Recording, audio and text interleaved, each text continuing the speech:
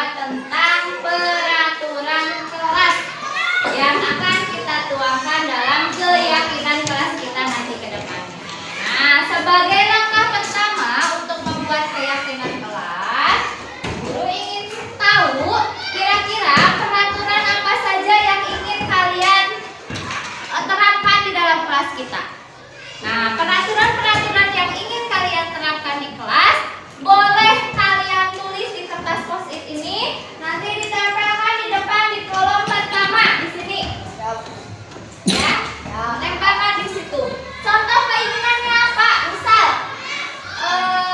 Kania ingin di kelas itu tidak ramai, nanti tidak gaduh di dalam kelas. Itu contohnya. Atau ingin kelasnya bersih, berarti keinginan kamu apa? Buang sampah ke tempat. Iya, ingin membuang sampah ke tempatnya. Keinginan-keinginan yang seperti itu yang ingin kamu terapkan di dalam kelas kita, kamu tuliskan di sini, akan ibu bagikan kertas post-itnya. Nanti yang sudah selesai langsung ditempel ke depan ya. Yang sudah selesai boleh ditempelkan ke depan. Menulisnya di bagian depan yang ada lemnya ini untuk nanti menempel. Jadi kamu menulisnya di sini di depannya yang ada lemnya. Ya. Yo, silakan tuliskan apa yang kamu inginkan di kelas kita. Nanti tempelkan yang sudah selesai menulis boleh ditempelkan ke depan.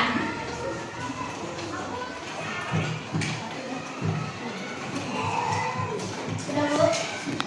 Silakan ditulis di depan.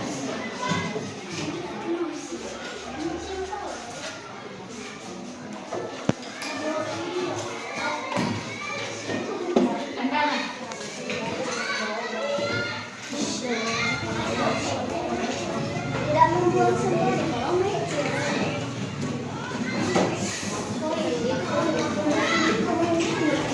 Assalamualaikum.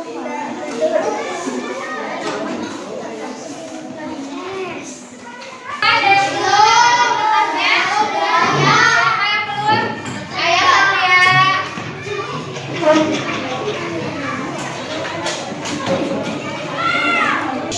Baik, sudah semua ya? Sudah. Akan ibu bacakan peraturan yang kalian inginkan. Ada yang menjawab tidak membuat kegaduhan, tidak makan di kelas, jangan berisik di kelas, buang sampah pada tempatnya, tidak ramai pas, tidak buang sampah di kolom meja. Berarti ini dua mungkin ya, inginnya tidak ramai dan tidak buang sampah di kolom meja. Kemudian tidak boleh bermain bola di kelas, tidak ramai saat pembelajaran, tidak boleh bawa mainan ke kelas, tidak boleh makan di kelas, buang sampah pada tempatnya, tidak boleh membuli teman. Kemudian tidak boleh ramai di kelas, datang tepat waktu. Nah, kalimat-kalimat ini adalah peraturan-peraturan yang ingin kamu terapkan. Tetapi kita rubah dulu karena di sini masih ada kata dilarang, jangan, tidak boleh, ya. Kalau seperti itu kalimatnya masih kalimat yang kurang positif. Kita rubah dulu menjadi kalimat positif. Tidak membuat kegaduhan, berarti kalimat positifnya siapa yang tahu? Kalau kalimat positif tidak ada kata dilarang, tidak ada kata jangan. Di sini tidak membuat kegaduhan, berarti kalimat positifnya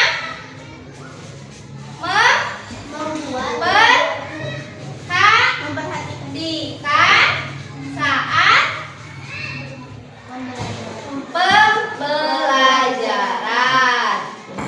Kita kelompokkan mana yang masuk ke memperhatikan saat pembelajaran. Berarti ini tidak gaduh, kemudian tidak ramai, kemudian tidak boleh bermain. Ini masuk ke sini ya. Kemudian ini jangan berisik juga masuk ke sini. Ini tidak ramai.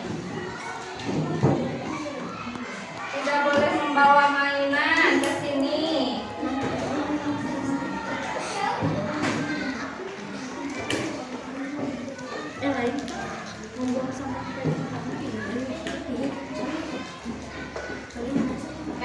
sekarang yang kedua di sini.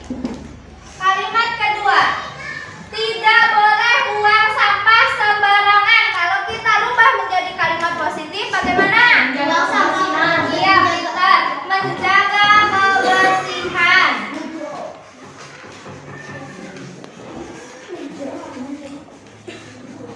Kita kelompokkan di mana menjaga kebersihan. Sini. Ini. Ini. Ini.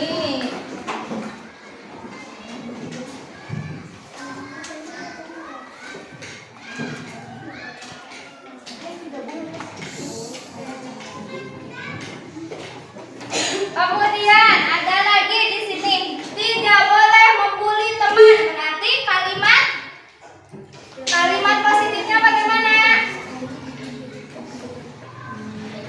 Tidak boleh membuli teman. Berarti kalimat positifnya saling Menyayangi. Pintar. Saling menyayangi.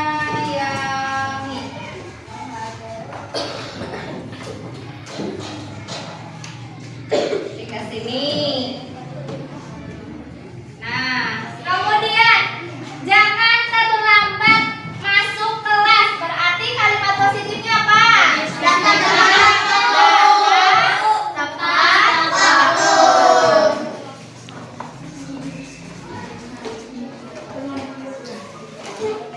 Kita kelompokkan.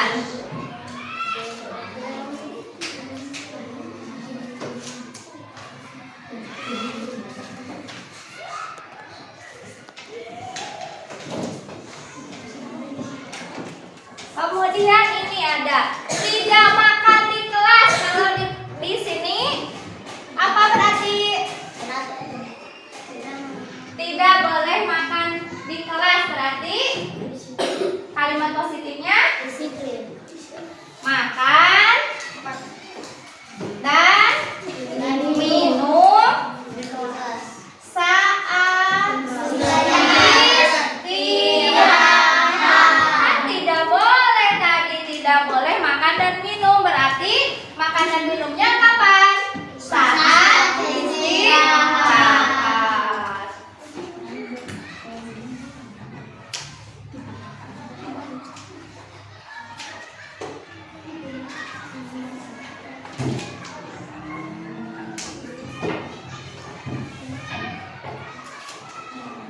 Kemudian ini yang terakhir, membayar uang kas tepat waktu. Berarti keinginannya apa yang keenam?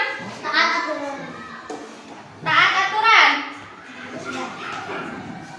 Oke, ini taat aturan. Nih.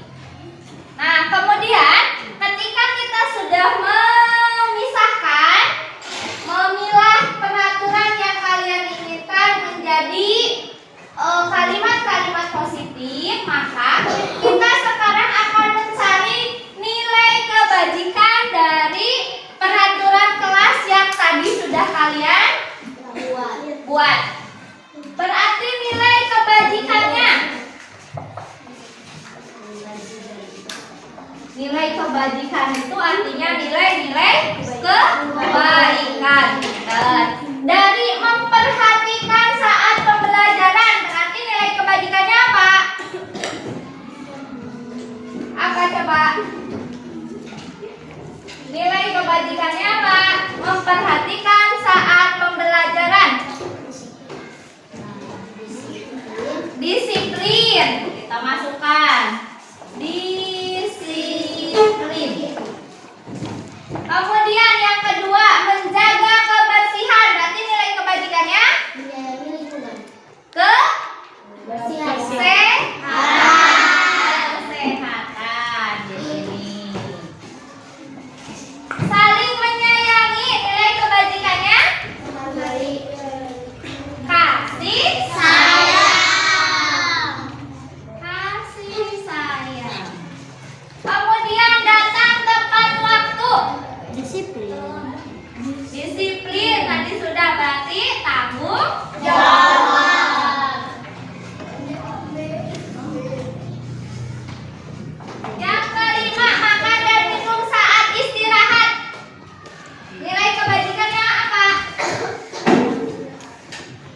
Ayo, siapa yang tahu nilai kebalikannya apa dari makan dan minum hanya saat istirahat? Sopan santun.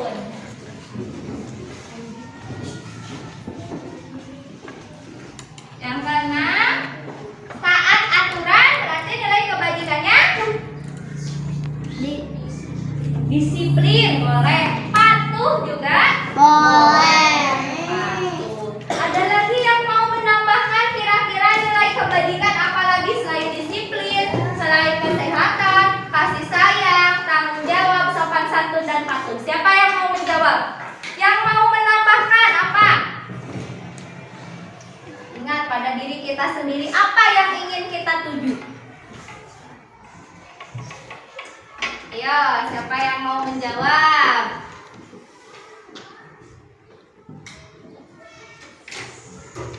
Ada yang mau menambahkan apa sudah cukup? Cukup. Kalau Bu Guru ingin menambahkan apa coba? Mandirian. Pintar. Mau ditambahkan? Di sini ada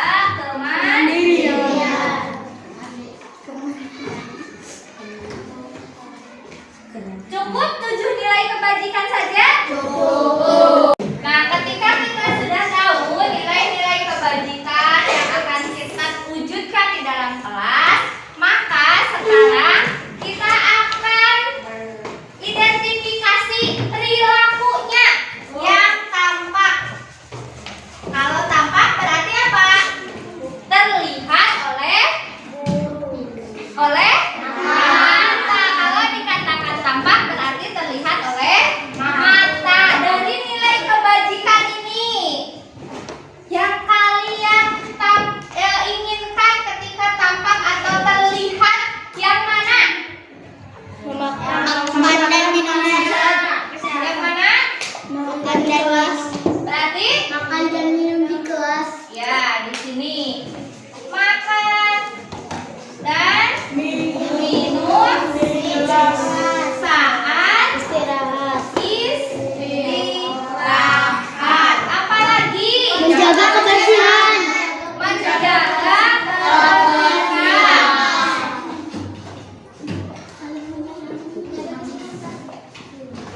Apalagi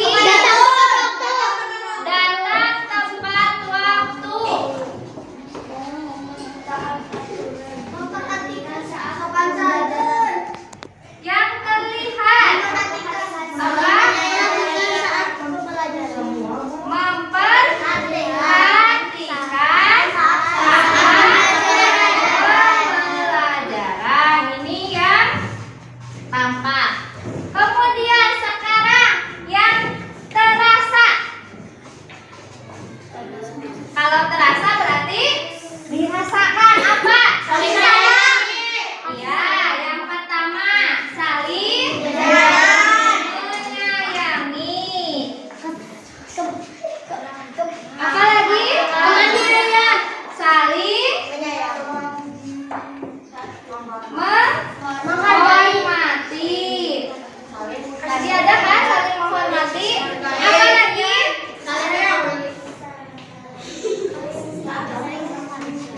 Apa lagi? Taat aturan. Ini yang terasa.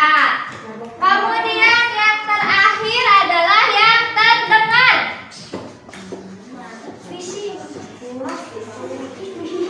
Saat terdengar berarti oleh telinga apa? Sopan santun di sini dengan berkata sopan santun. Kedua, berperilaku Sopan. sopan Santun. santun. Ini berarti yang tampak adalah makan dan minum saat istirahat, menjaga kebersihan, datang tepat waktu, memperhatikan saat pembelajaran. Yang terasa adalah saling menyayangi, saling menghormati, taat aturan. Kemudian yang terdengar adalah berkata sopan santun, berperilaku sopan santun. Ketika ini sudah dibuat, maka jadilah keyakinan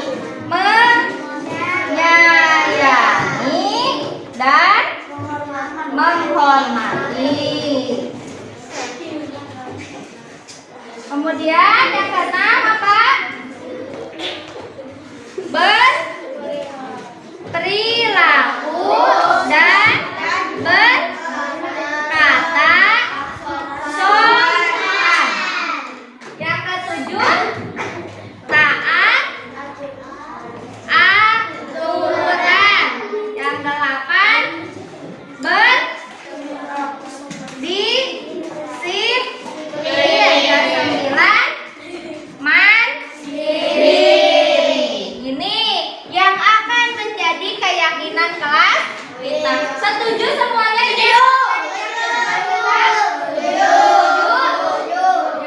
Kok tidak kompak jawabnya? Setuju? Nah, kalau kamu sudah setuju dengan keyakinan kelas 5 yang akan kita jalani ke depannya, sekarang Bu Guru ingin bertanya, kira-kira peran kamu sebagai siswa di sini harus bagaimana? Ada yang berani menjawab? Aku katakan peran kamu.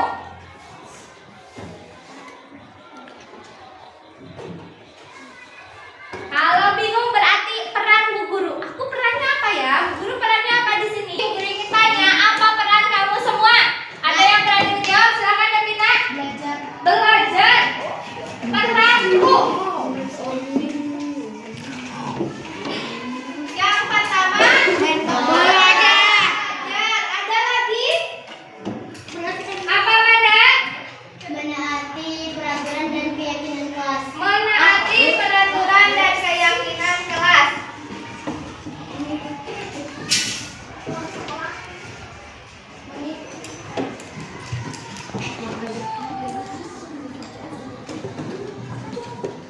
Ada lagi? Apa lagi kira-kira peran kamu? Perannya sebagai siswa, sebagai pelaksana ya. Sekarang Bu Guru ingin tahu kira-kira apa peranku? Menurut Bu Guru, nanti menurut kamu apa peranmu? Mengajar. Mengajar.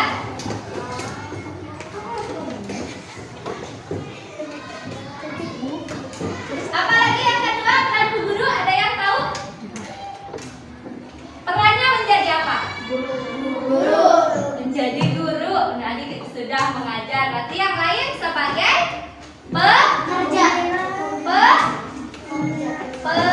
pemandu pemantau atau pemandu. Oke. Apakah ini saja peran Bu Guru sebagai pemandu kalian, sebagai pemantau kalian? Tidak. Tidak? Ada lagi yang lain?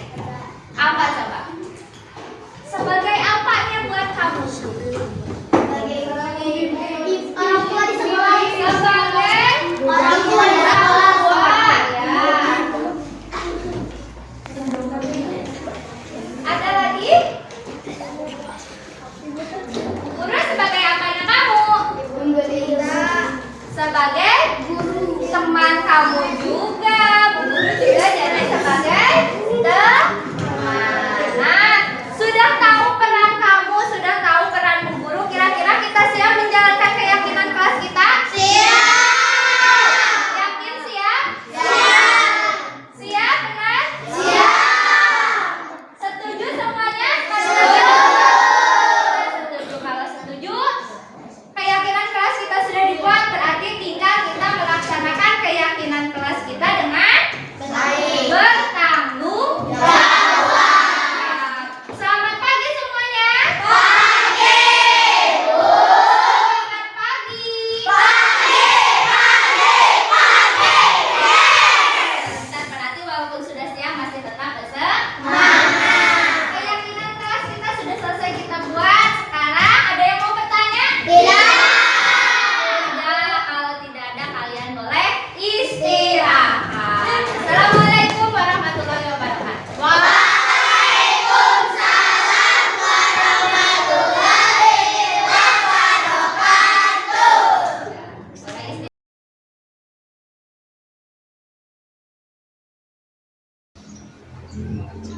Assalamualaikum warahmatullahi wabarakatuh. Waalaikumsalam warahmatullahi wabarakatuh. Yang terhormat Bapak Korwil Bidang Pendidikan Kecamatan Dayuhur, yang kami hormati Kepala SD Negeri Penulisan Timur 02, Dewan Guru yang kami hormati pula. Puji syukur kehadirat Tuhan Yang Maha Kuasa pada hari ini, Rabu 25 Oktober 2023, acara diseminasi budaya positif SD Negeri Penulisan Timur 02, Pendidikan Guru Penggerak Angkatan 9 dimulai. Untuk memulai acara, mari kita buka dengan mengucap basmalah bersama-sama. Bismillahirrahmanirrahim. mendengarkan lagu Indonesia Raya. Hadirin dimohon berdiri.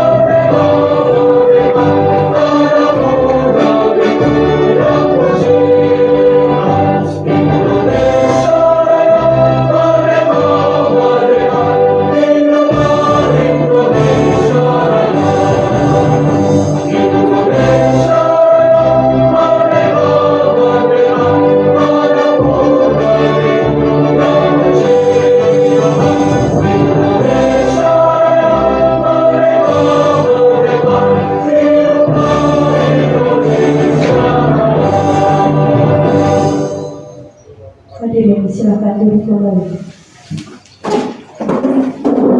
Hadirin yang kami hormati, acara selanjutnya pengantar dari Kepala Sekolah SD Negeri Tanusan Timur Kal 2 kepada Ibu Hartati SPD MPD disilakan.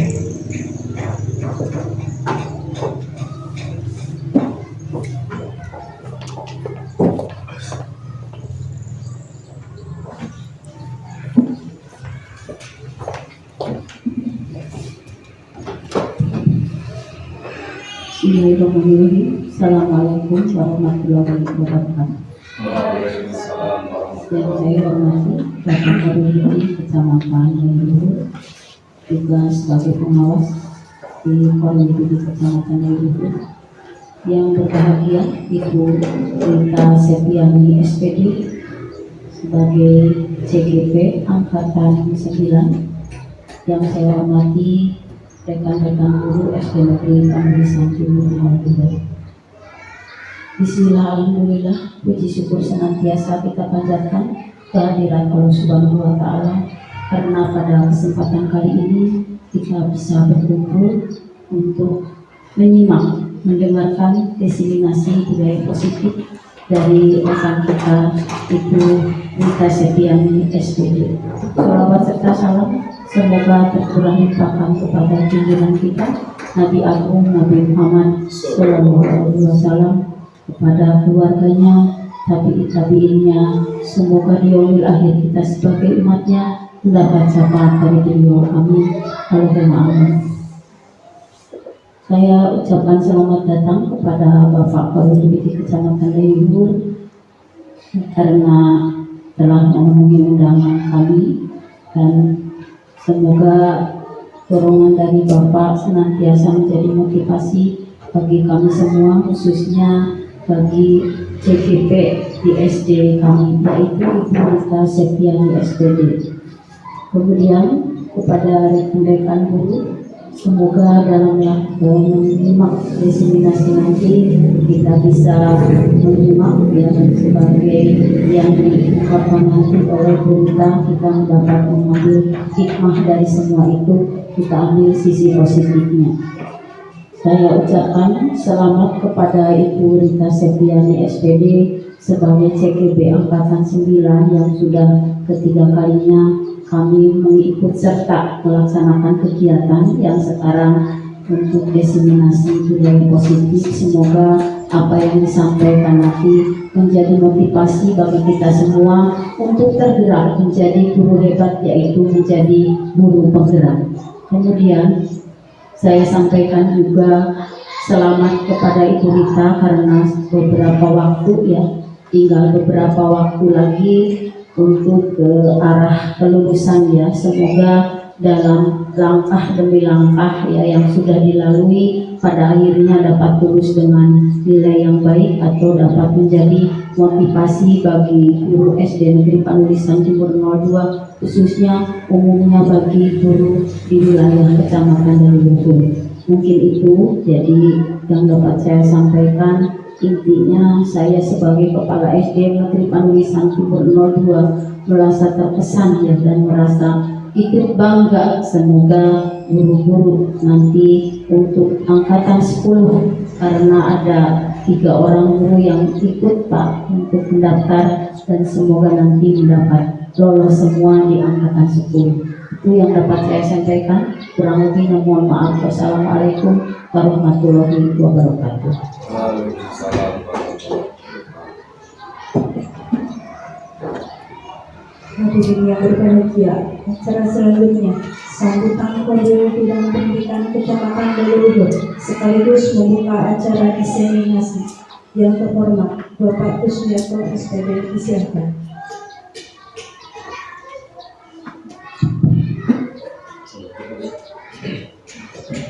Baik, terima kasih. Bismillahirrahmanirrahim. Assalamualaikum warahmatullahi wabarakatuh. Waalaikumsalam warahmatullahi wabarakatuh.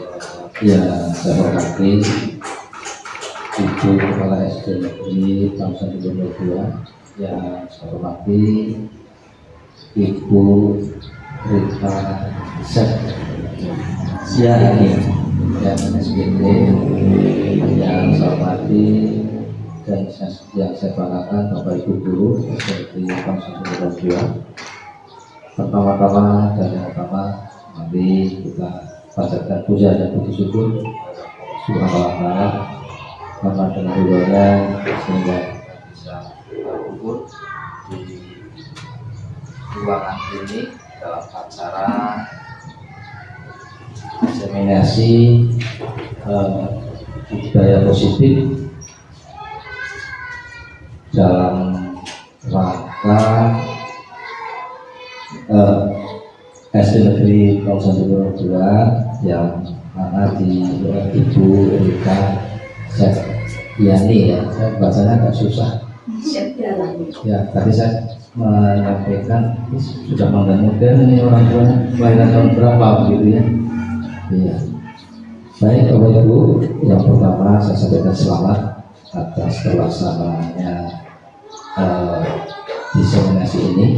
Mudah-mudahan nanti dalam pelaksanaannya tidak ada suatu apa, dan saya sampaikan juga terima kasih kepada Bu KS dan Bapak Ibu Guru yang sudah ikut membantu pelaksanaan acara ini, yang mana bahwa inilah yang saya katakan tidak hanya sekali dua kali, mestinya tidak hanya kalau pas ada acara CCP saja.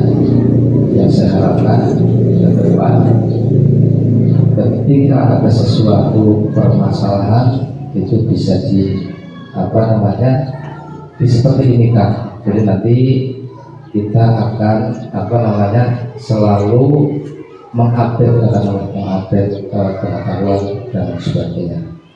Baik Bapak Ibu, saya menitipkan sebelum saya buka, saya menitipkan di sini judulnya yaitu budaya positif. Ada beberapa hal yang bisa saya sampaikan.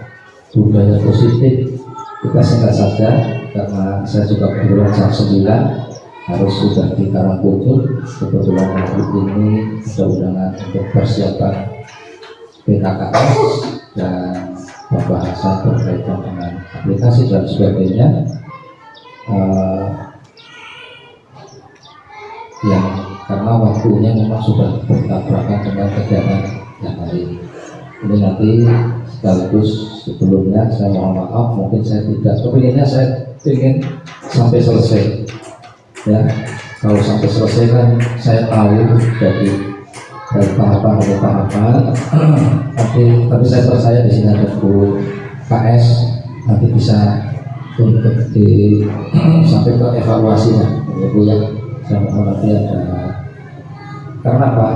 Artinya begini, agar ke depan pelaksanaan semakin baik begitu. Ini saya katakan sudah luar biasa, sudah baik begitu. Karena mungkin nanti dari sisi isi dan sebagainya saya akan ingin mengikuti sampai selesai, mohon maaf karena yang maklum harus memaklumi di sisi yang lain. Saya sebagai pengawal, di sisi lain saya tambahkan sebagai pemilik, keterangan jelas ini sudah tidak aneh.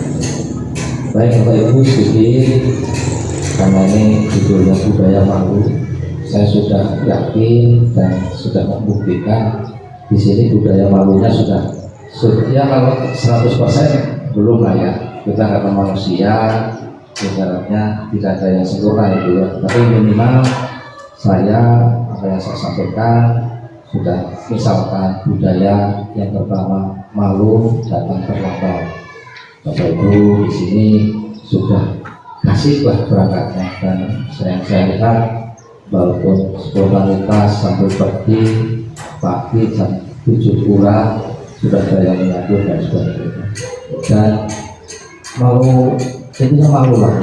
Jadi kita harus sebagai pendidik jangan hanya istilah menyampaikan kehangat, nanti mau dikatakan kalau bahasa Jawa itu jargon gitu ya, bisa ngajar atau bisa ngomong.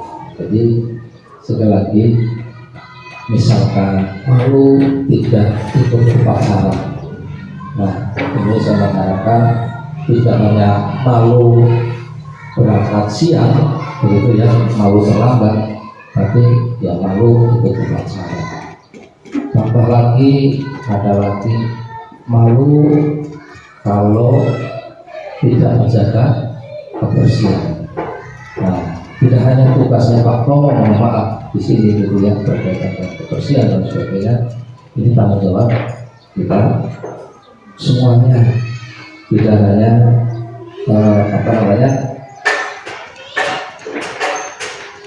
tanggung jawab perorangan, jadi kolektif.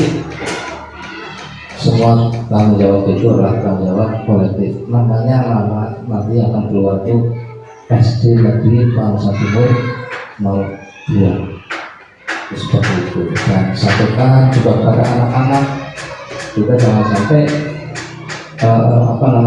harus ditanamkan budaya malu kalau nyontek, misalkan malu kalau mau nyontek. Jadi apa-apa yang penting hasil sendiri. Itu seperti itu. Malu berbohong. Nah, ini penting Bapak Ibu, apalagi untuk anak-anak. Ini kan kalau sudah diketahui dengan berbohong, misalnya susah seperti itu. Nah, ini dibudayakan. Itu diantaranya Bapak Ibu. Nah, yang terakhir ini biasanya Bapak Ibu, ini secara global sebenarnya kalau waktunya sampai karena saya tidak buru-buru itu banyak sebenarnya bisa sampaikan. Ini kita itu biasanya begitu Bapak Ibu, ketika hak ya kita punya hak itu kita kejar-kejar, tapi dengan kewajiban kita biasanya terlalu santai. Beda contoh begini. Ini alhamdulillah di sini untuk di Bandung, saya masih prihatin Bu, ya untuk kecamatan dari itu, ya misalkan saya menggalakkan, menganjurkan untuk disiplin masuk sebelum jam 7 itu sudah masuk. Ada pengaduan misalnya terlalu bawah, ya sampai anak juga, anak saya juga, sampai jangan kalah begitu dan sebagainya. Padahal tujuan apa saya sempat bukan ditegur, saya malah terima kasih sekali saya oleh kepala dinas. Ya, saya akan menyampaikan waktu itu Pak Kepala Dinas itu menyampaikan kita mengurangi dosa-dosa kita, karena guru itu kabarnya begini ya, guru itu diberi honor atau diberi gajinya atau upahnya itu sebelum bekerja. Perlu saya ingatkan, itu sebelum bekerja. Jadi tidak bisa dipotong karena sudah bekerja dulu begitu. Sebelum bekerja itu kita sudah digaji di awal. Makanya ketika Bapak Ibu misalkan telat ya seperempat jam saja kita sudah menjadi hutang ya 15 menit hutang yang tidak akan terbayarkan. Apakah ada yang nanti nih karena tidak masuk 15 menit terus gajinya diambil? Enggak ya Bu ya? Tidak.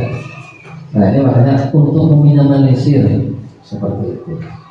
Nah saya mengimplementasikan atau melaksanakan apa yang disampaikan oleh Pak Kepala Dinas.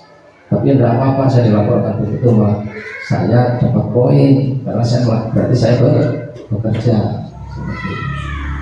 Nah ini sekali lagi Bapak Ibu saya sampaikan terima kasih. Ini sekali lagi berkaitan dengan budaya positif.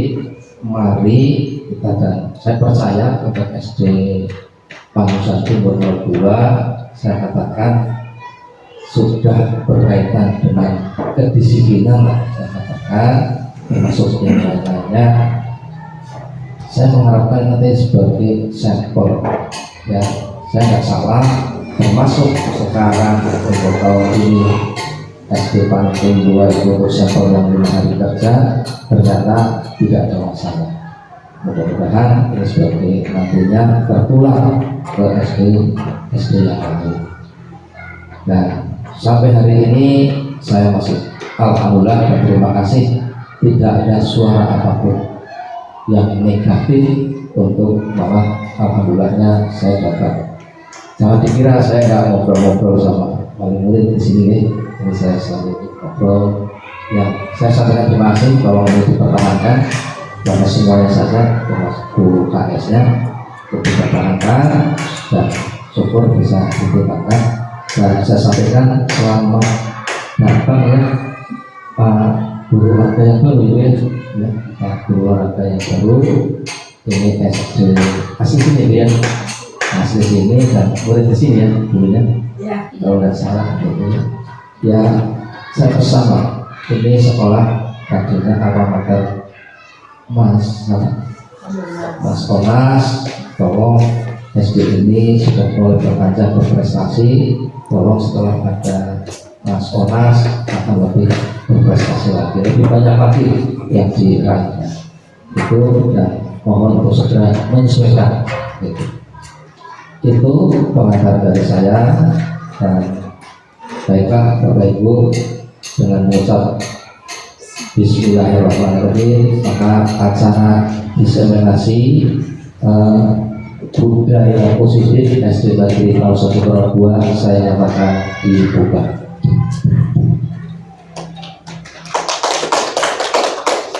Setelah itu Bapak Ibu mohon maaf atas kekurangannya. Saya akhiri. Wassalamualaikum warahmatullahi wabarakatuh. Waalaikumsalam warahmatullahi wabarakatuh. Hadirin yang berbahagia, acara selanjutnya diseminasi guru penggerak modul 14 budaya positif kepada Ibu Rita Septiani SPD, disilakan.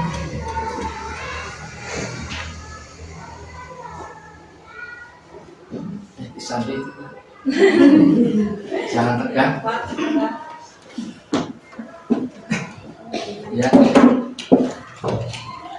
Bismillahirrahmanirrahim. Assalamualaikum warahmatullahi wabarakatuh. Waalaikumsalam warahmatullahi wabarakatuh. Wassalatu wassalamu ala asyrofil anbiya'i wal mursalin wa ala alihi wa sahbihi ajma'in.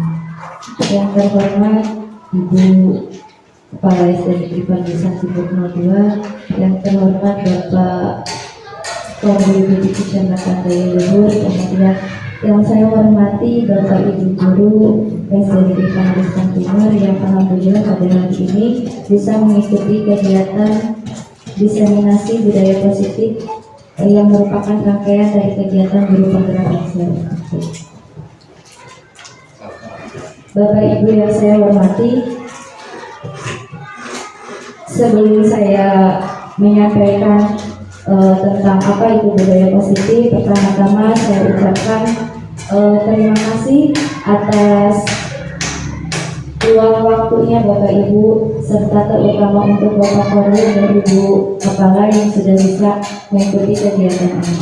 Kemudian nanti ketika saya menyampaikan, mohon maaf apabila penyampaiannya masih kurang bagus, karena di sini kita sama-sama belajar. Saya juga bukan bermaksud untuk menggurui Bapak Ibu semuanya. Baik Bapak Ibu,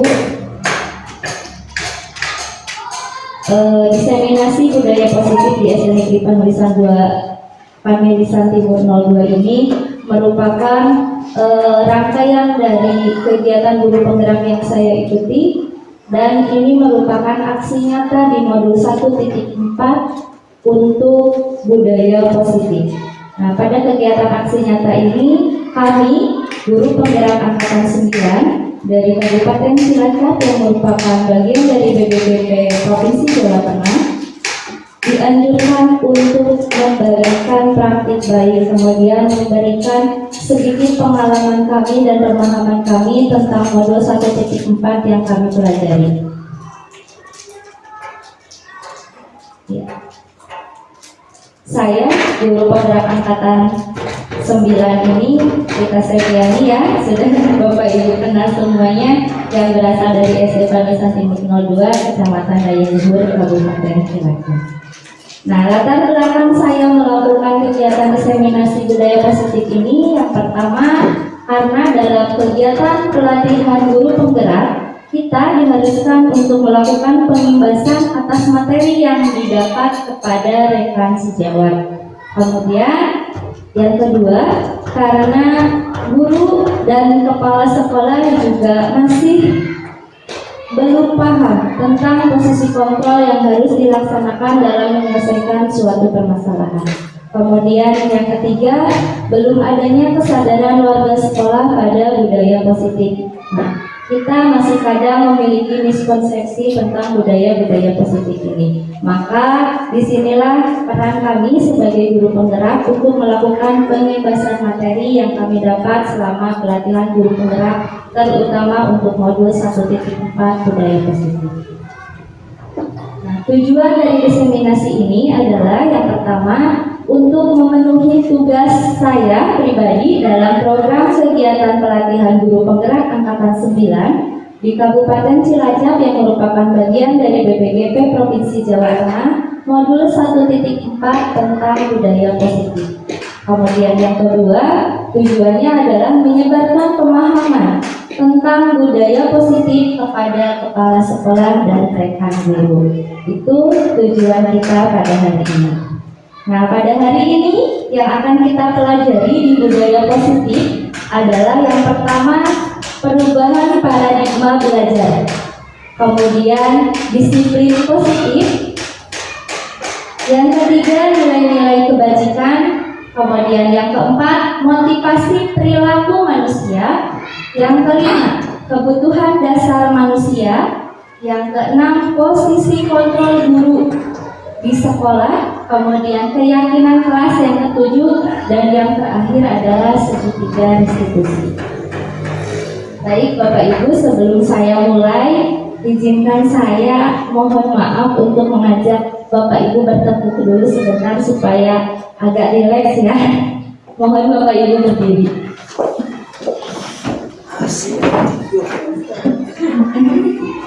Ya, nanti ketika saya bilang semangat pagi, Bapak Ibu tepuk sambil bilang, ketika saya bilang pagi, berarti Bapak Ibu tepuk satu kali. Pagi satu kali tepuk. Ketika saya bilang pagi, Bapak Ibu tepuk. Ketika saya bilang siang, Bapak Ibu tepuk dua kali. Ketika saya bilang malam, Bapak Ibu tepuk bukan setengah, karena malam itu waktunya untuk tidur, bukan lagi untuk bekerja. Saya peragakan ya Bapak Ibu. Pagi, siang, malam nggak bersuara karena setengah jadi nggak nyampe.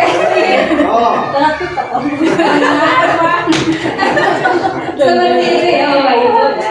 Kita mulai. Semangat pagi. Pagi, siang, malam. Siang, pagi, malam. Malam, malam, pagi, siang. Oke, terima kasih. Berarti Bapak Ibu semangat semuanya dan konsentrasi ya. Belum berbun. Iya, terima kasih Bapak Ibu. Iya Bapak.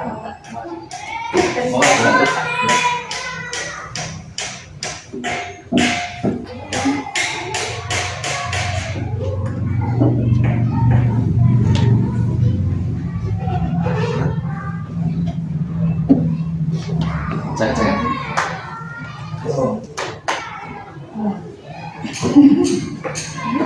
Terima kasih Bapak dan selamat jalan. Ya, coba ya. Assalamualaikum. Waalaikumsalam warahmatullahi wabarakatuh. Baik Bapak Ibu, saya lanjutkan ya. Nah, menurut Stephen R. Covey dalam prinsip Center Leadership tahun 1991 mengatakan bahwa bila kita ingin membuat kemajuan, ubahlah cara pandang dan kerangka berpikir kita terhadap suatu hal. Pahami dan maknai aspek-aspek tertentu untuk sebuah realitas. Keinginan untuk membuat suatu kemajuan atau perubahan adalah diawali dengan merubah sikap atau perilaku diri kita sendiri, mengubah cara pandang dan kerangka berpikir kita terhadap suatu hal. Perubahan perilaku, cara pandang, dan kerangka berpikir kita terhadap sesuatu sebagai hasil dari pengalaman pertama. Nah, dari pengalaman ini akan menjadikan suatu pengetahuan sehingga kita bisa menilai dan memandang suatu realitas. Nah, pembelajaran dengan paradigma baru merupakan pembelajaran yang dirancang berdasarkan prinsip-prinsip pembelajaran berdiferensiasi sehingga murid belajar sesuai dengan kebutuhannya berdasarkan tahap perkembangan sesuai teori psikologi modern untuk mewujudkan profil pelajar Pancasila. Nah, di sini digarisbawahi kata berdiferensiasi. Nah, jadi ketika kita memperlakukan murid, kita tidak bisa memperlakukan murid secara rata. Di dalam kelas kita tidak bisa memperlakukan mereka sama karena memang tingkat intelijensi murid itu berbeda. Ada yang mungkin tinggi di atas rata-rata, ada yang menengah, dan mungkin ada yang di bawah. Maka disinilah pembelajaran dengan paradigma baru itu perlu diterapkan. Nah, tentu saja tujuannya tetap untuk bisa mewujudkan profil pelajar Pancasila. Nah, seperti yang Bapak Ibu semua ketahui, dimensi dalam profil pelajar Pancasila itu ada beriman dan bertakwa pada Tuhan Yang Maha Esa serta berakhlak mulia, kemudian ada mandiri, bernalar kritis, kreatif, bergotong royong, dan berkebinekaan global. Ini tujuan dari pendidikan berdiferensiasi, yaitu mewujudkan profil pelajar Pancasila. Nah, Bapak Ibu, di sini saya memiliki 3 pertanyaan. Bapak Ibu cukup menjawab setuju atau tidak setuju. Pertanyaan yang pertama, hukuman dapat mendisiplinkan anak. Setuju? Setuju. Pemberian hukuman dengan hal positif seperti membaca atau membersihkan halaman sekolah dapat meningkatkan disiplin anak. Setuju? Setuju. Setuju. Memberi penghargaan dapat meningkatkan motivasi belajar anak. Setuju. Berarti Bapak Ibu semuanya setuju dengan pernyataan ini? Ya. Ingat ya Bapak Ibu. Yang nomor 1 setuju. Ibu UKS sudah setuju dengan nomor 1, hukuman dapat mendisiplinkan anak. Nah, ingat-ingat jawaban tadi ya Bapak Ibu. Nanti ketika di akhir akan saya tanyakan kembali pertanyaan ini. Setelah kita memahami apa itu budaya positif.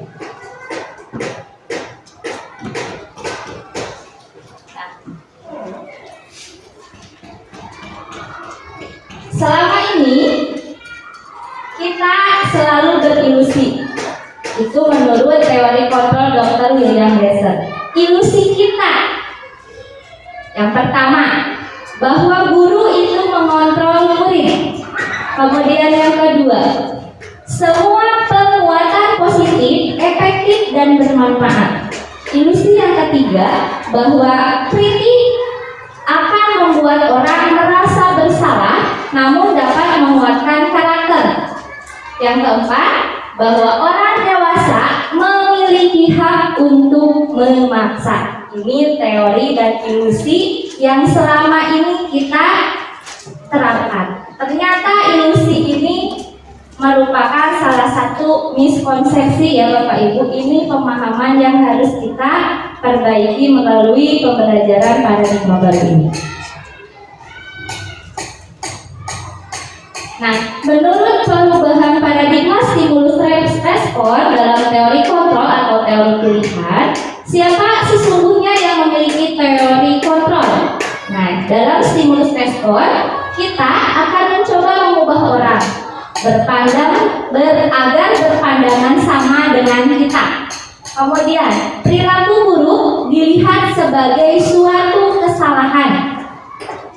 Orang lain bisa mengontrol kita. Kemudian saya bisa mengontrol orang lain. Pemaksaan ada pada saat bujukan gagal. Kemudian model berpikir menang atau kalah. Nah, menurut teori kontrol pilihan, kita berusaha memahami pandangan orang lain tentang dunia. Kemudian tidak ada perilaku buruk sebagai suatu kesalahan karena di sini semua perilaku memiliki tujuan dan tentu saja ada alasannya. Hanya kita sendiri yang bisa mengontrol diri sendiri. Kemudian Anda tidak bisa mengontrol orang lain. Kolaborasi dan konsensus menciptakan pilihan-pilihan baru. Kemudian model berpikir adalah menang dan menang. Nah, makna kata disiplin. Disiplin adalah suatu perilaku yang menunjukkan kepatuhan. Namun disiplin itu akan lebih baik jika dilakukan atas dasar keinginannya sendiri, bukan karena paksaan atau takut dengan hukuman. Jadi tadi ketika Bapak Ibu menjawab hukuman sebagai apa tadi? Mendisiplinkan siswa.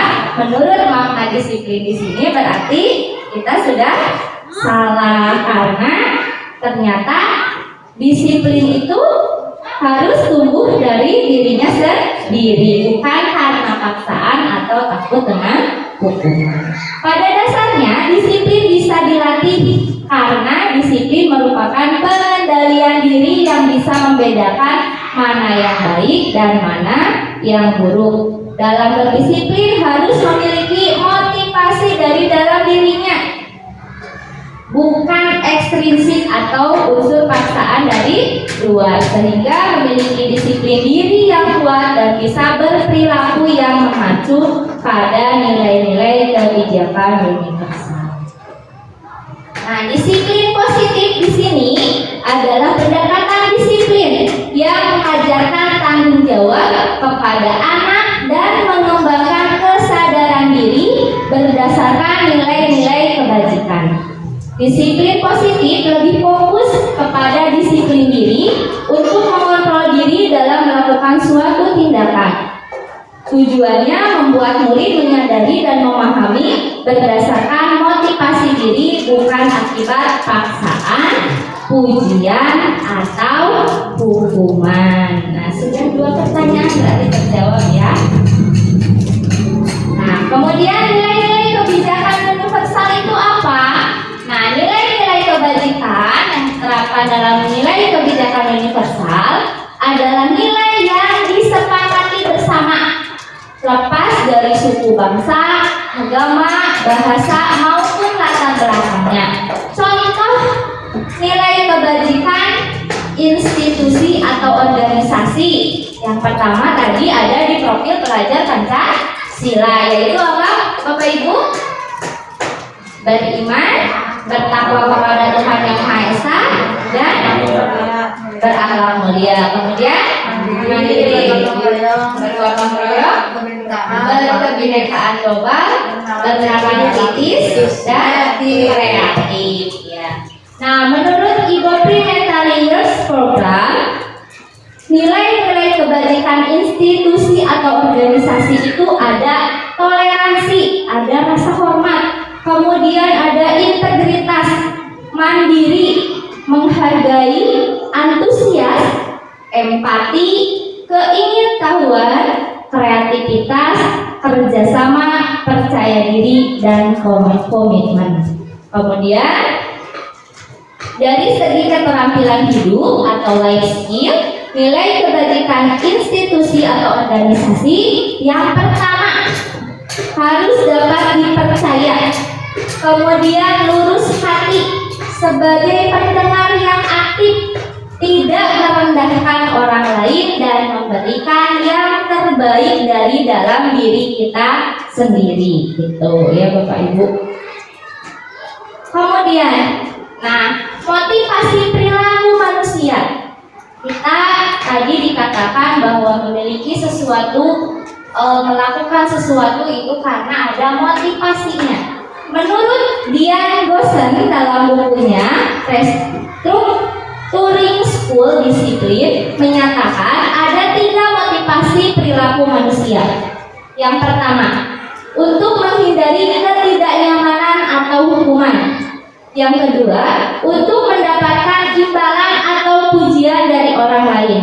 Dan yang ketiga, untuk menjadi orang yang mereka inginkan dan menghargai diri sendiri dengan nilai-nilai yang mereka percaya. Nah, menurut Bapak Ibu, dari ketiga motivasi perilaku ini, perilaku mana yang merupakan tadi perilaku motivasi secara ekstrinsik dan intrinsik? Yang dari dalam diri sendiri dan dari dorongan oleh orang lain. Yang mana kira-kira? Siapa yang mau menjawab? Oh, silakan Bu. Menurut saya yang faktor ekstrinsik ya, dari luar itu yang pertama dan kedua, untuk menghindari ketidaknyamanan atau hukuman itu kan takut pada orang lain. Terus yang kedua untuk mendapatkan imbalan, itu juga ada faktor luar. Yang faktor dari dalam diri sendiri itu yang ketiga, untuk menjadi orang yang mereka inginkan, mereka itu mungkin kita yang kita, dan menghargai diri sendiri dengan nilai-nilai yang mereka percaya. Ada lagi yang mau menjawab mungkin? Atau setuju dengan pendapat Ibu Titin? Setuju ya. Betul sekali ya Bapak Ibu apa yang dikatakan oleh Bu Titin. Untuk menghindari ketidaknyamanan atau hukuman dan untuk mendapatkan imbalan atau pujian dari orang lain itu merupakan unsur intrinsik. Dan unsur yang harus ada dalam diri kita adalah untuk menjadikan orang yang mereka inginkan dan menghargai diri sendiri dengan nilai-nilai yang kita percayai. Itu yang harus ada dalam diri kita. Maka disinilah peran kita sebagai guru harus bisa menumbuhkan motivasi perilaku murid sesuai dengan unsur yang ada dalam dirinya sendiri. Nah, teori hukuman bersifat tidak terencana atau tiba-tiba. Anak atau murid tidak tahu apa yang akan terjadi dan tidak dilibatkan.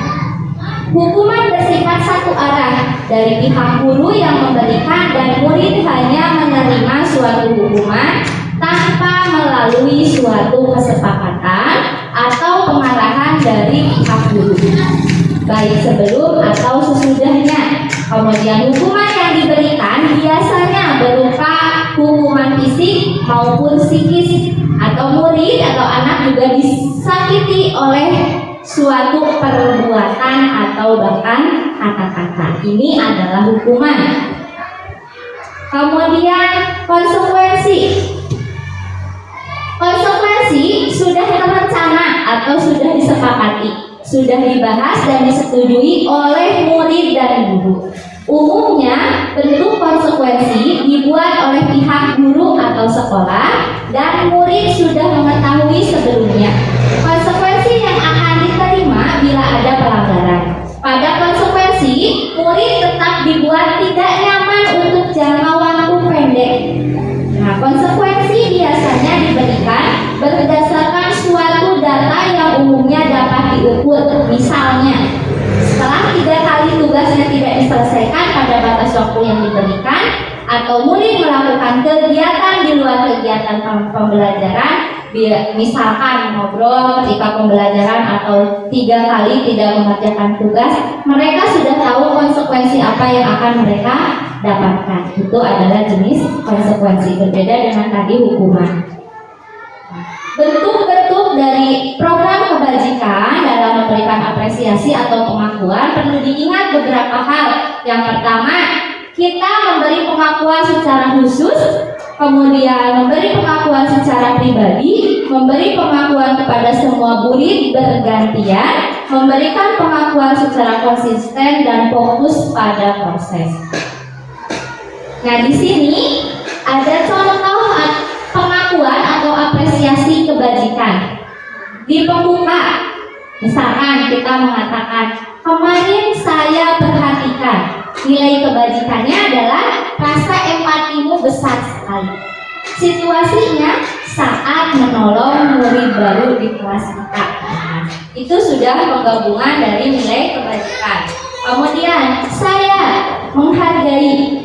Nilai kebajikannya kepedulianmu, situasinya pada saat kamu membantu teman-temanmu di tugas kelompok.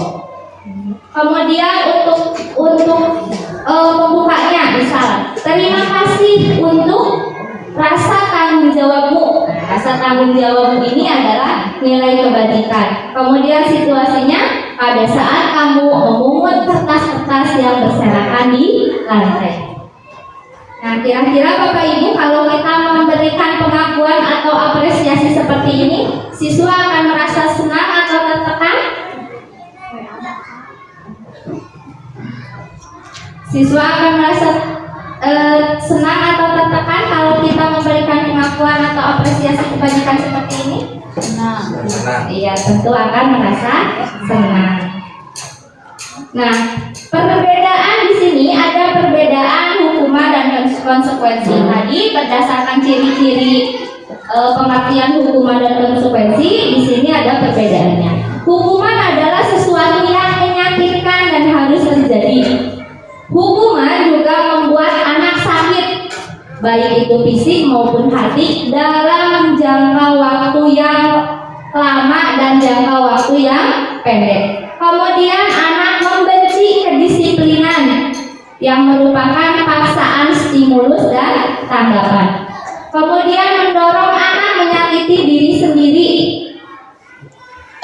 Kemudian hukuman juga adalah konsep diri yang buruk. Anak belajar untuk menyembunyikan kesalahan. Kemudian anak juga merasa marah, memiliki rasa bersalah, memiliki rasa dipermalukan, dan merasa tidak dihargai. Nah, kemudian konsekuensi. Konsekuensi itu adalah sesuatu yang harus terjadi, membuat anak merasa tidak nyaman dalam jangka waktu yang pendek. Kemudian anak menghargai disiplin, mendorong anak agar mudah menyesuaikan diri. Kemudian konsep diri yang baik, anak juga belajar untuk mematuhi peraturan. Kemudian anak juga kehilangan hak, dibuat tidak nyaman, bisa saja merasa diasingkan untuk sementara atau time out. Itu perbedaan dari hukuman dan konsekuensi. Nah, untuk kita melakukan sebuah pendekatan disiplin, ketika kita akan menciptakan disiplin positif, maka kita memerlukan sebuah restitusi. Apa itu restitusi? Restitusi adalah sebuah pendekatan untuk menciptakan disiplin positif, di mana restitusi tersebut adalah proses menciptakan kondisi bagi murid untuk memperbaiki kesalahan mereka sehingga mereka bisa kembali pada kelompok mereka dengan karakter yang lebih kuat. Itu menurut dosen pada tahun 2004.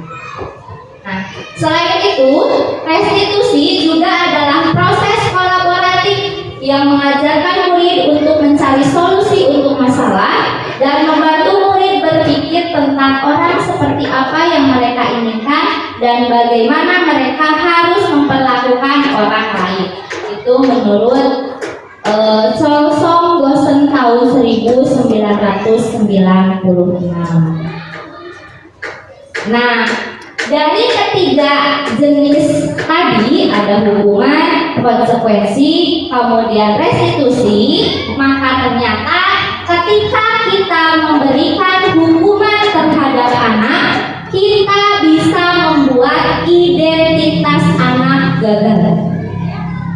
Tapi ketika kita memberikan konsekuensi dan restitusi, maka akan membentuk kedisiplinan yang kita inginkan dan akan menciptakan identitas sukses untuk anak. Kenapa bisa dikatakan sebagai identitas gagal ketika hukuman? Karena yang pertama, hukuman adalah sesuatu yang menyakitkan tapi harus terjadi. Kemudian ada rasa tidak nyaman untuk murid dalam jangka waktu yang panjang. Korban mendapatkan keadilan. Korban, tapi pelakunya berarti tidak. Murid atau anak akan merasa tersakiti, kemudian akan tumbuh perilaku pasif atau bahkan agresif yang meningkat. Kemudian sistem tidak akan berjalan bila murid tidak takut. Nah, berarti kan ketika murid merasa tidak takut akan hukuman, maka kedisiplinan yang kita terapkan, sistem kedisiplinannya tidak akan berjalan. Kemudian berlaku hanya pada sebuah institusi, tidak berlanjut pada kehidupan nyata. Peraturannya adalah kamu harus titik-titik, misalkan itu kan jenis-jenis hukuman. Kemudian murid atau anak akhirnya akan membenci peraturan karena mereka merasa tersakiti, maka akan timbullah perilaku negatif yang menyebabkan identitas mereka menjadi gagal. Nah, berbeda dengan konsekuensi.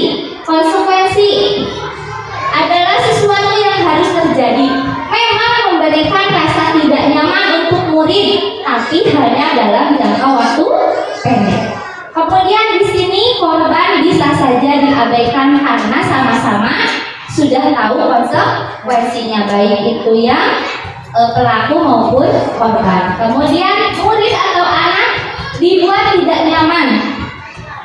Penguatan hanya bertahan dalam jangka waktu pendek karena tadi tidak ada unsur dari dalam dirinya. Memerlukan monitoring dan supervisi terus-menerus dari guru. Kemudian membantu penerapan mengikuti peraturan dalam masyarakat. Selanjutnya, ketika kita menerapkan konsekuensi, kita akan tahu apa peraturannya. Kemudian mampukah kamu melakukannya? Diakhiri dengan kata terima kasih. Nah, di sini murid akan tumbuh rasa menghormati peraturan, timbullah perilaku netral. Itu untuk konsekuensi. Nah, di restitusi adalah pilihan. Jadi adanya dalam diri anak. Menguatkan untuk murid dalam jangka waktu yang panjang. Korban akan mendapatkan ganti. Kemudian anak mendapatkan penguatan, bukan rasa tidak nyaman. Masalah mereka akan terpecahkan. Kemudian murid belajar bertanggung jawab untuk perilakunya. Fokus pada pemecahan masalah dalam jangka waktu yang panjang. Di sini kita bisa mengatakan apa yang kamu yakini, apa yang bisa kamu lakukan untuk memperbaiki masalah ini. Di sini untuk menumbuhkan identitas mereka terhadap disiplin. Nah, akhirnya murid akan menghormati dirinya dan orang lain. Kalau sudah seperti itu akan menciptakan perilaku positif yang tentu saja akan membentuk kedisiplinan dan menjadikan sebuah identitas sukses bagi anak. Nih. Nah, ciri-ciri dari restitusi. Restitusi tadi kan memberikan sikap yang positif. Ciri-cirinya adalah bukan untuk menebus kesalahan, namun untuk belajar dari kesalahan. Kemudian untuk memperbaiki hubungan, berupa tawaran bukan paksaan, menuntun untuk melihat ke dalam diri, mencari kebutuhan dasar yang mendasari tindakan, kemudian fokus pada karakter bukan pada tindakan, dan fokus juga pada solusi. Yang terakhir adalah mengembalikan murid yang berbuat salah kepada kelompoknya supaya mereka tidak mendapatkan dampak negatif dari perbuatan salahnya. Nah, Bapak Ibu, sebelum saya lanjutkan kembali, kita bermain dulu sebentar ya, supaya tidak jenuh selalu mendengar penjelasan dari saya ya. Izinkan berdiri kembali. Siap. Mantap.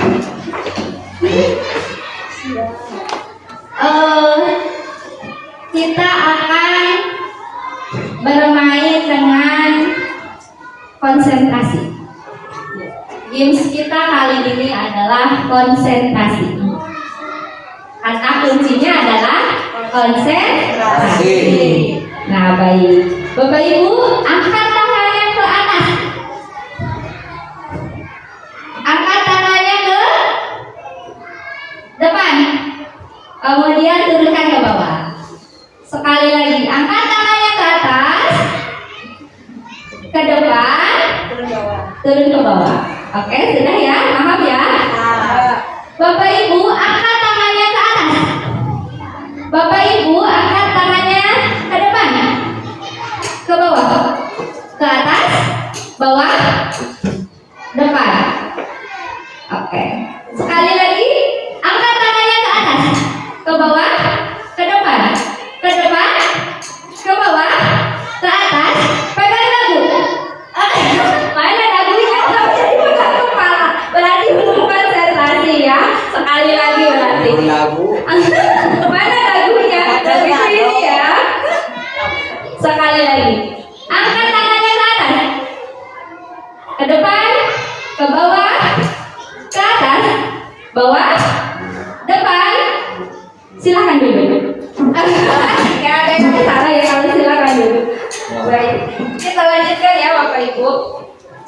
Nah, yang selanjutnya adalah kebutuhan dasar manusia. Kita sebagai manusia tentu memiliki kebutuhan dasar dan kebutuhan ini harus dipenuhi, tidak bisa tidak terpenuhi. Kebutuhan dasar manusia adalah segala sesuatu yang kita lakukan untuk mendapatkan apa yang kita inginkan. Seluruh tindakan yang kita lakukan memiliki tujuan tertentu dan semua usaha terbaik yang kita lakukan adalah dalam rangka agar kebutuhan dasar kita terpenuhi dengan baik. Nah, kira-kira ada yang tahu apa itu kebutuhan dasar manusia? Makan. Ada lagi? Tidur, tempat tinggal, ya. Apa lagi? Pendidikan, ya. Ternyata kita sebagai manusia itu mempunyai 5 kebutuhan dasar. Yang pertama adalah kebutuhan dasar kita itu bertahan hidup, kemudian kasih sayang dan rasa diterima, kemudian ada penguasaan, ada kebebasan, dan yang terakhir adalah kesenangan. Itu adalah kebutuhan dasar kita. Jadi yang tadi Bapak Ibu sebutkan adalah makan, kemudian apa tadi, pendidikan, kemudian apa, tempat tinggal, tidur. Nah, ada healing ya? Ada healing. Kira-kira kalau healing masuknya kemana ya? Kesenangan. Di kesenangan, jenis-jenisnya ada bermain, humor, antusiasme, tertawa, jalan-jalan, shopping, kemudian ya, itu masuk ke kebutuhan dasar kita untuk kesenangan.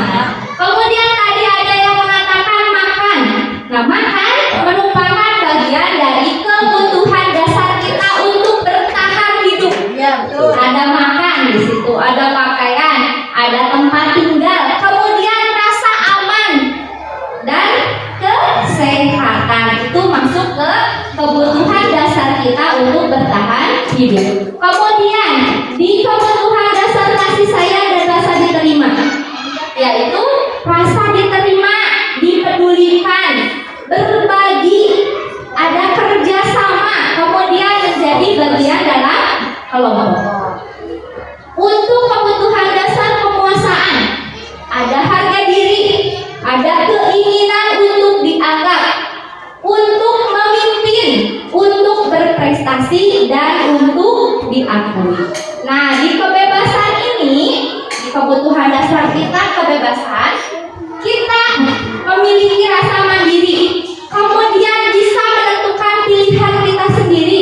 Kita juga bisa mencoba hal yang baru, kemudian kita juga mampu mengendalikan arah dirinya. Kita mau apa, mau kemana, kita di situ bisa menentukan kemauan kita sendiri. Itu adalah di kebebasan. Jadi semua yang ada di kebutuhan dasar manusia selama ini sudah kita lakukan ya semuanya, tapi kita kadang tidak memilihnya, tidak memilahnya, apakah ini bertahan hidup, kasih sayang, penguasaan, kebebasan, atau kesenangan. Nah, selain posisi 5 kebutuhan dasar tadi, di sini kita juga sebagai guru memiliki 5 posisi kontrol. Posisi kontrol kita sebagai guru yang pertama adalah penghukum. Kemudian ada pembuat rasa bersalah.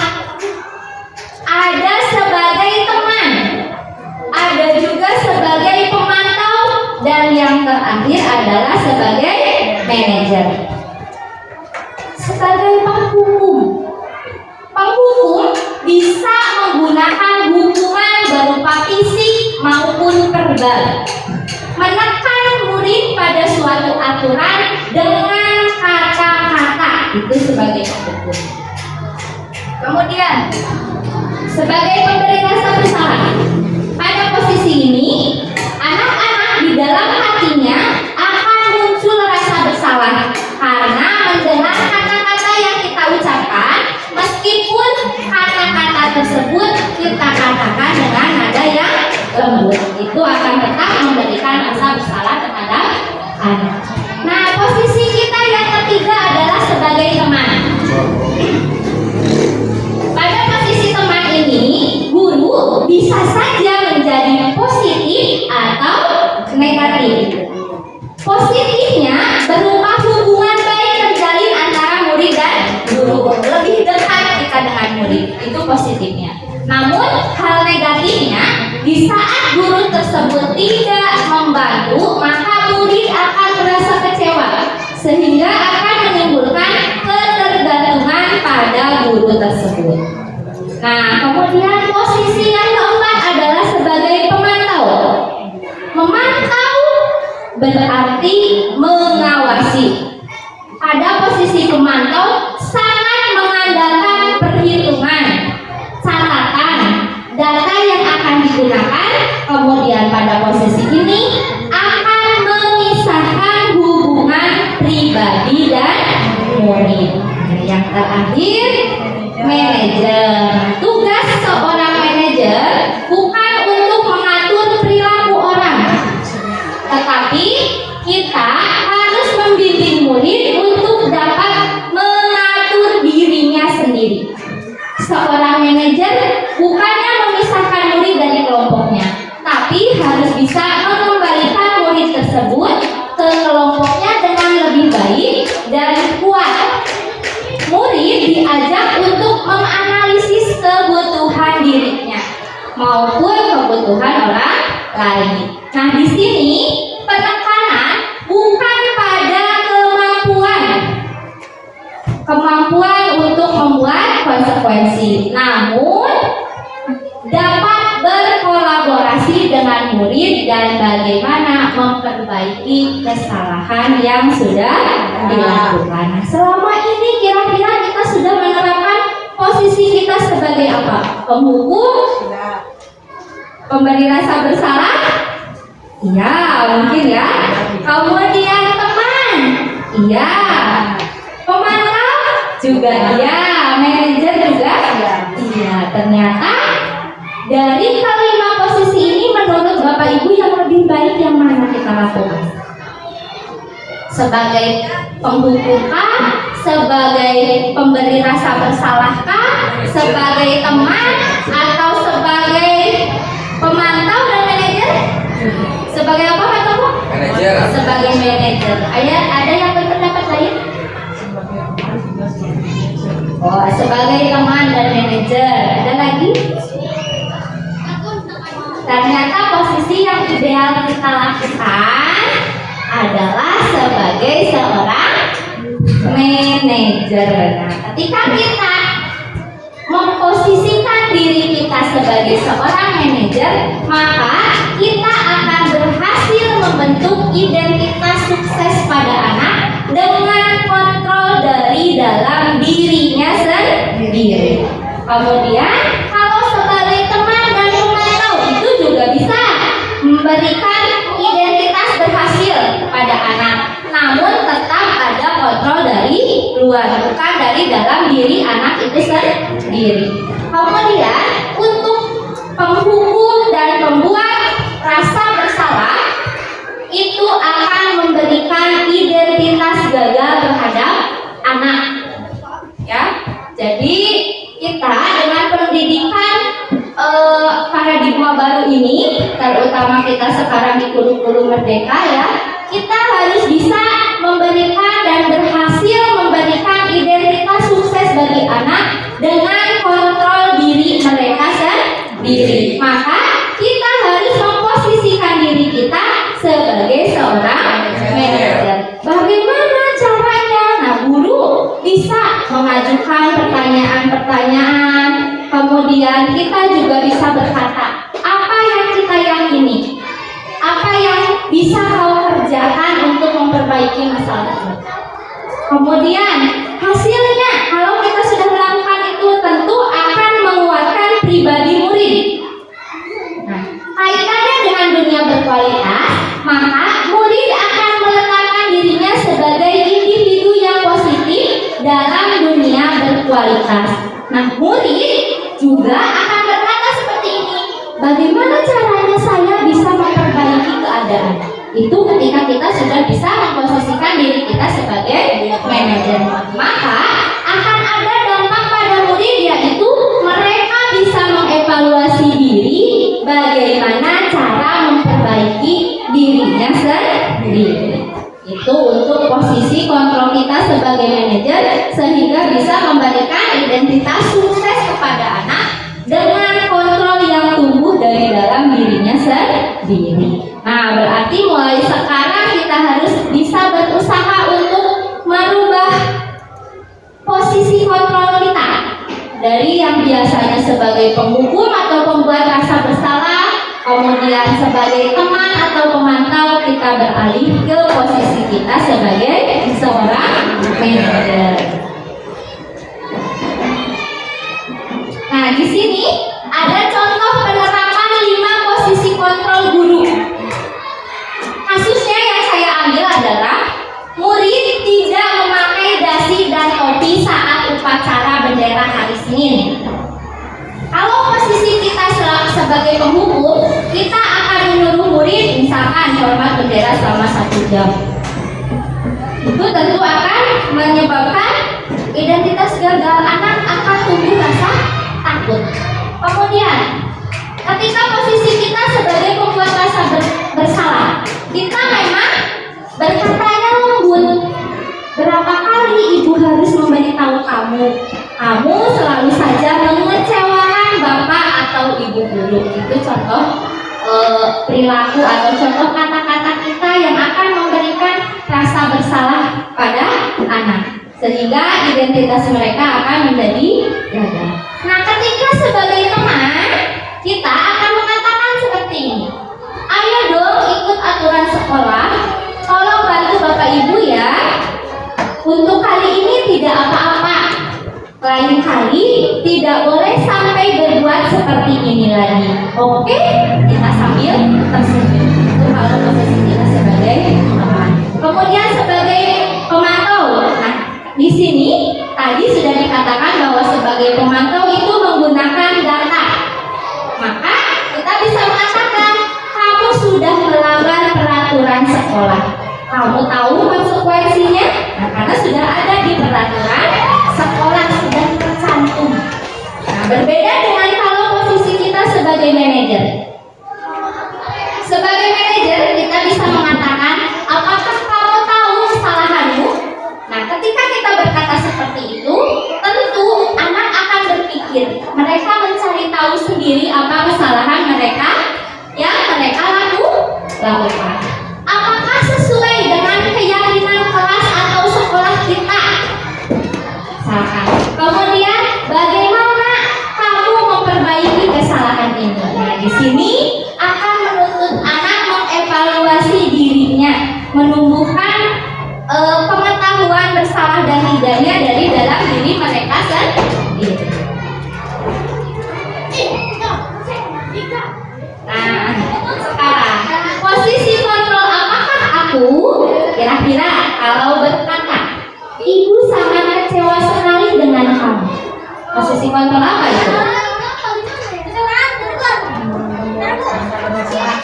Apa? Membuat rasa bersalah. Kemudian, ayo bantulah lakukan ini demi bapak dan ibu ya, sebagai teman.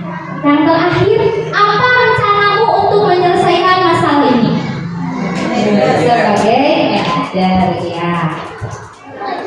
Nah, selanjutnya adalah pembentukan keyakinan sekolah atau kelas. Ini sudah merupakan budaya positif yang ke-7.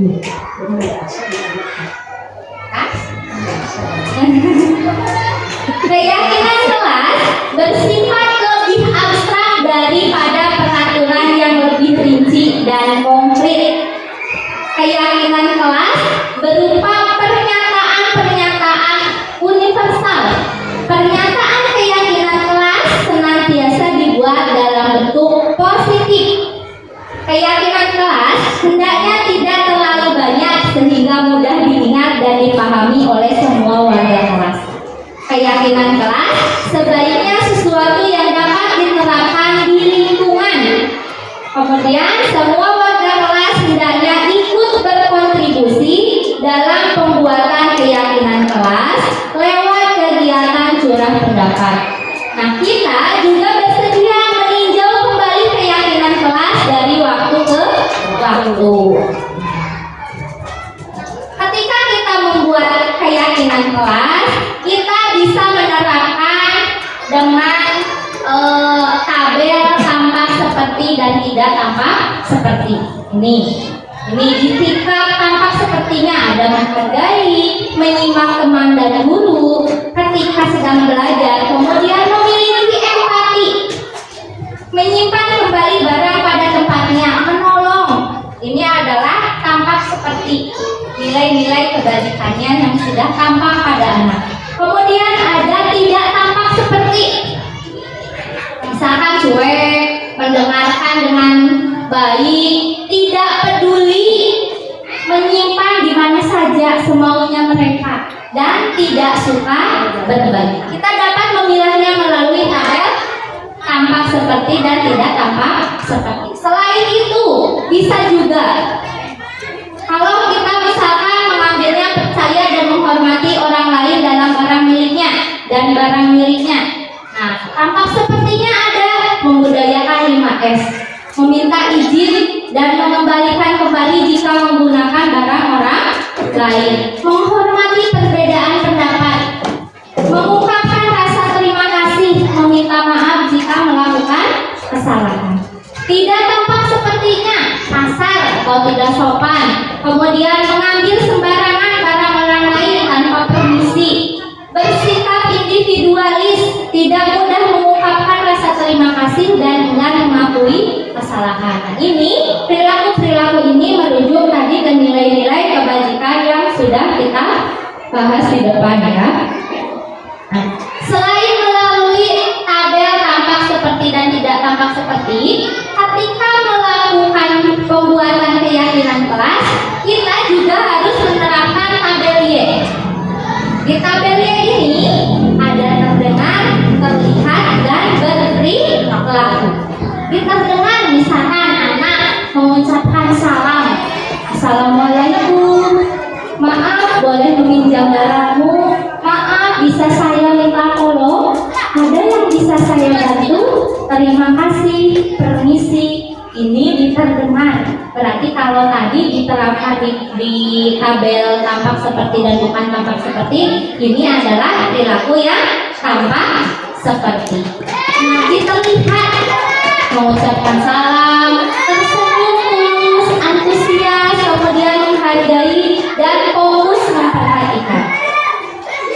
Berperilaku, berbicara jujur, bertanggung jawab, dapat dipercaya, memiliki empati, bersikap sopan santun, dan mau menawarkan bantuan.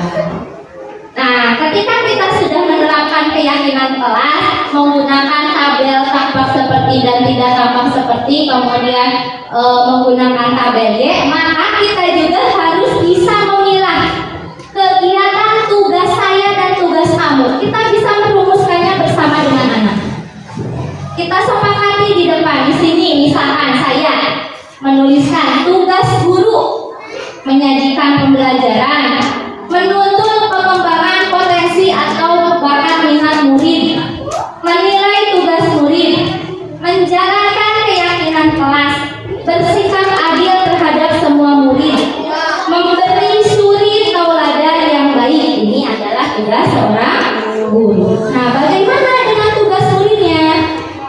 Maka murid tugasnya mengikuti pembelajaran dengan baik, menghormati warga sekolah, menjalankan keyakinan kelas, menjaga barang milik pribadi dan sekolah, menjaga nama baik sekolah, bertutur kata sopan dan santun. Nah, ketika kita sudah menjelaskan di keyakinan kelas, menentukan keyakinan kelas dengan nilai-nilai kebajikan yang ada, yang diinginkan dan diketahui oleh anak, maka ketika kita menerapkan keyakinan kelas ini, murid akan mengetahui, menyadari sendiri apa tugasnya. Mereka akan berani mengemukakan pendapat mereka sendiri.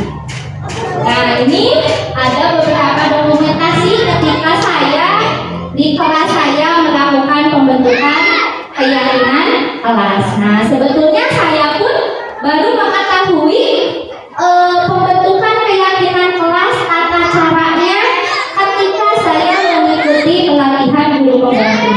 Sebelumnya memang biasanya kita membuat kesepakatan kelas ya. Nah, kalau kesepakatan kelas memang kita sepakati dengan anak, tetapi kadang tidak jelas nilai-nilai kebajikan yang kita terapkan.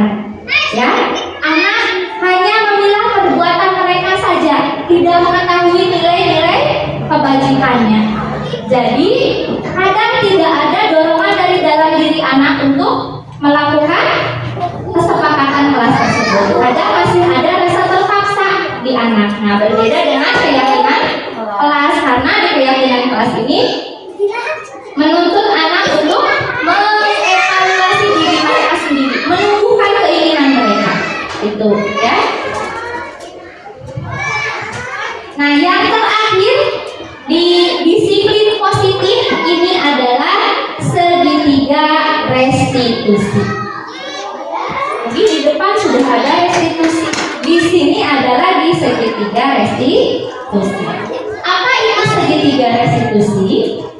Segitiga restitusi adalah suatu proses dialog yang dijalankan oleh guru agar dapat menghasilkan murid yang mandiri dan bertanggung jawab.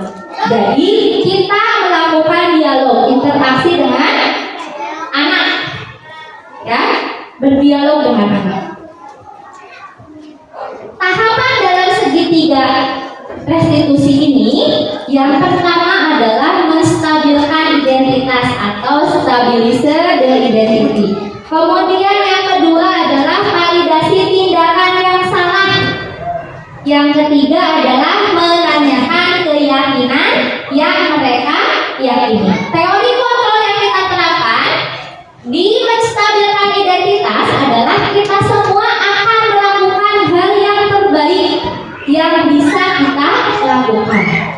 Kemudian semua perilaku memiliki alasan, ini untuk validasi yang salah. Nah, menanyakan keyakinan, kita semua tentu memiliki motivasi internal dari dalam diri kita sendiri. Nah, yang pertama, menstabilkan identitas. Bagian dasar dari segitiga yang bertujuan untuk mengubah identitas anak dari orang yang gagal karena melakukan kesalahan menjadi orang yang sukses. Kalau di gambar segitiga ini adalah di bagian bawah dalam menstabilkan identitas. Di sini kita bisa berkata seperti ini: berbuat salah itu tidak apa-apa. Kemudian tidak ada manusia yang sempurna. Kemudian saya juga pernah melakukan kesalahan seperti itu, atau mungkin Bapak Ibu guru juga pernah melakukan kesalahan seperti itu. Nah, kita bisa berkata seperti itu. Bisa juga dengan kita mengatakan kita bisa menyelesaikan ini, atau kamu berhak merasa begitu, atau apakah kamu sedang menjadi teman yang baik buat dirimu sendiri. Nah, ini adalah bagian dari menstabilkan identitas. Kemudian divalidasi tindakan yang salah. Di sini kita harus menyadari bahwa semua tindakan manusia, baik atau buruk, pasti memiliki maksud dan tujuan tertentu. Nah, di sini juga kita harus bisa mengubah pandangan guru dari teori stimulus respon ke cara berpikir proaktif. Nah, kita sebagai seorang guru dapat berkata, padahal kamu bisa melakukan yang lebih buruk dari ini ya. Kamu pasti punya alasan mengapa melakukan hal itu. Kamu patut bangga pada dirimu sendiri karena kamu telah melindungi sesuatu yang penting buatmu. Kamu boleh mempertahankan sikap seperti itu, tapi kamu harus menambahkan sikap yang baru. Ini sudah ada validasi tindakannya. Kemudian yang ketiga tadi adalah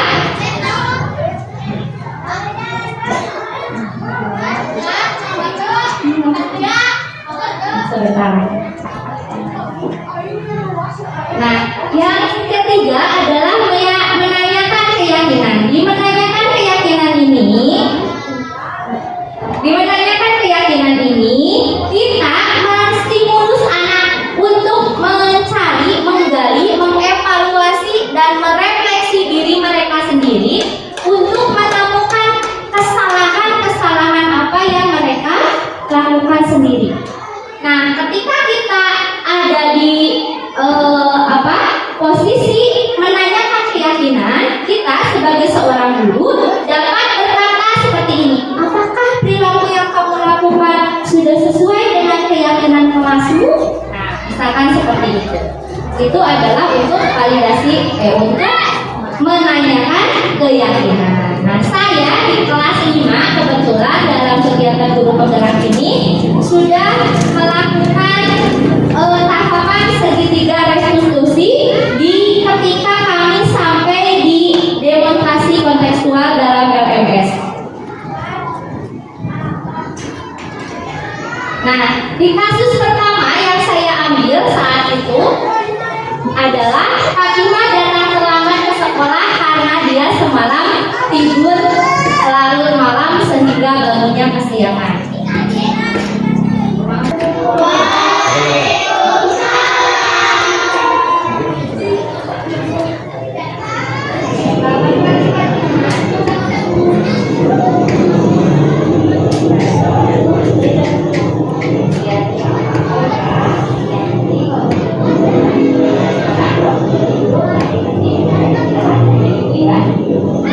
Nah, di sini saya sudah melakukan menstabilkan identitas. Tadi dikatakan bahwa tidak apa-apa, dia terlambat asal bisa tetap berangkat bersekolah.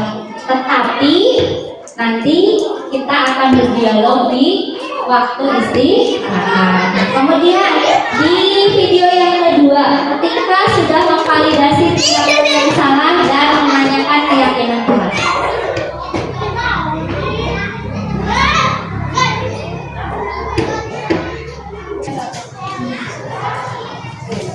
Nah, di bagian yang kedua, ini videonya maaf tidak bisa ditayangkan. Di situ ada kegiatan memvalidasi tindakan. Kemudian ada juga menanyakan keyakinan. Nah, kami kemarin di program pendidikan guru penggerak ini ketika sampai ke modul 1.4 bagian demonstrasi kontekstual, kami melakukan 2 kasus. Ini kasus yang pertama, kemudian kasus yang kedua.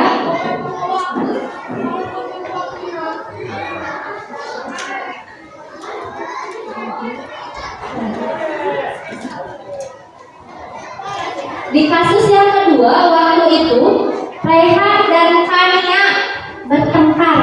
Bertengkar mereka karena bercanda. Rehan bercanda terhadap Kania, kemudian Kania-nya merasa bahwa apa yang dilakukan Rehan, candaannya Rehan itu berlebihan, sehingga dia memukul Rehan, kemudian dia menangis. Nah, di sini saya juga sudah melakukan validasi tindakan yang salah, kemudian melakukan juga penstabilan identitas dan menanyakan keyakinan. Tidak bisa ditanyakan. Nah, ini kegiatan yang saya lakukan di kasus kedua ya Bapak Ibu.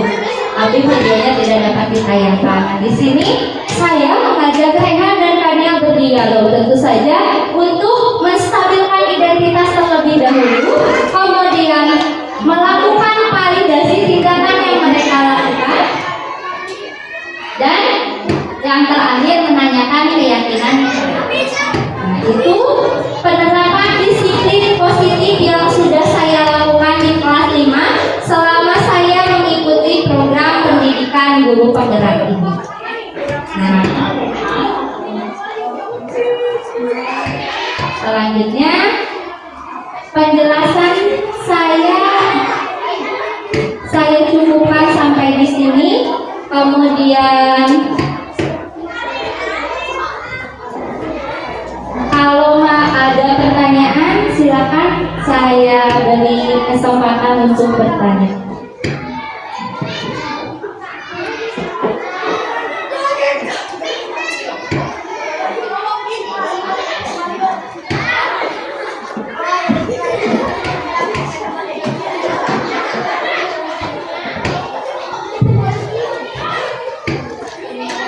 Assalamualaikum warahmatullahi wabarakatuh.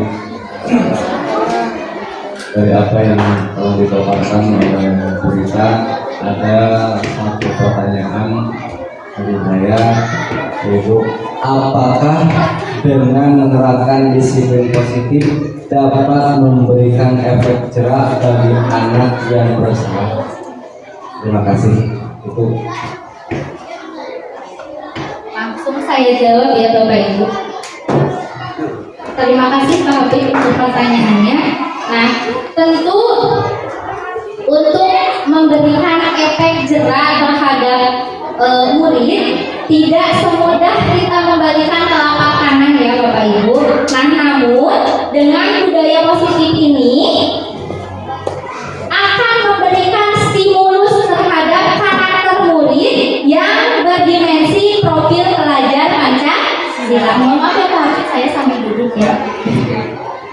Nah, dengan disiplin positif diharapkan siswa mampu melewati dan mengetahui dari perilaku apa yang mereka lakukan tersebut, dapat merefleksikannya sehingga mereka bisa menemukan sendiri bahwa mereka bersalah dari dalam dirinya. Nah, tentu ketika sudah seperti itu akan semakin membentuk disiplin positif dan tentu akan sampai ke efek jerah yang kita harapkan. Namun tentu masih harus melewati beberapa proses, tidak instan ya, tidak cepat seperti hukuman. Begitu Pak Habib. Ada lagi yang mau bertanya?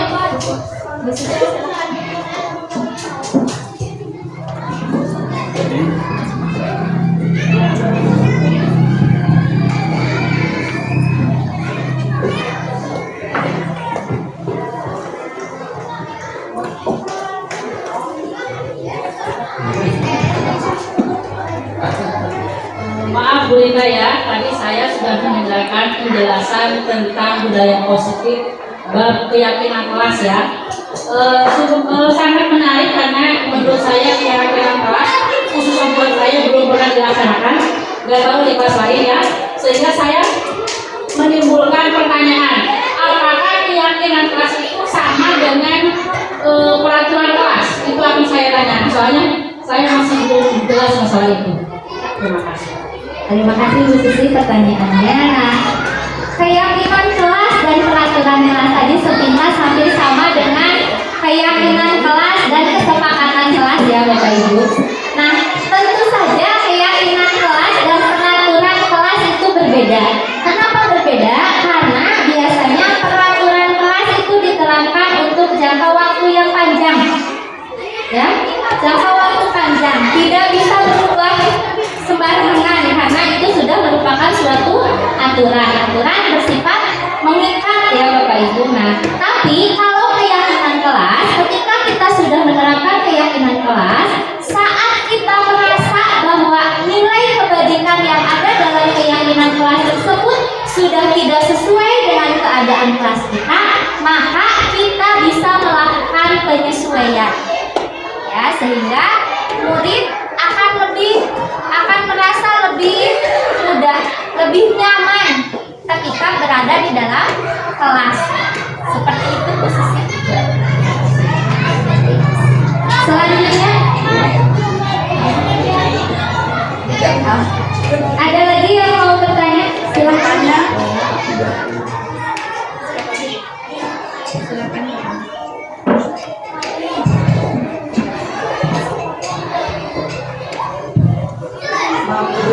Ibu bertanya.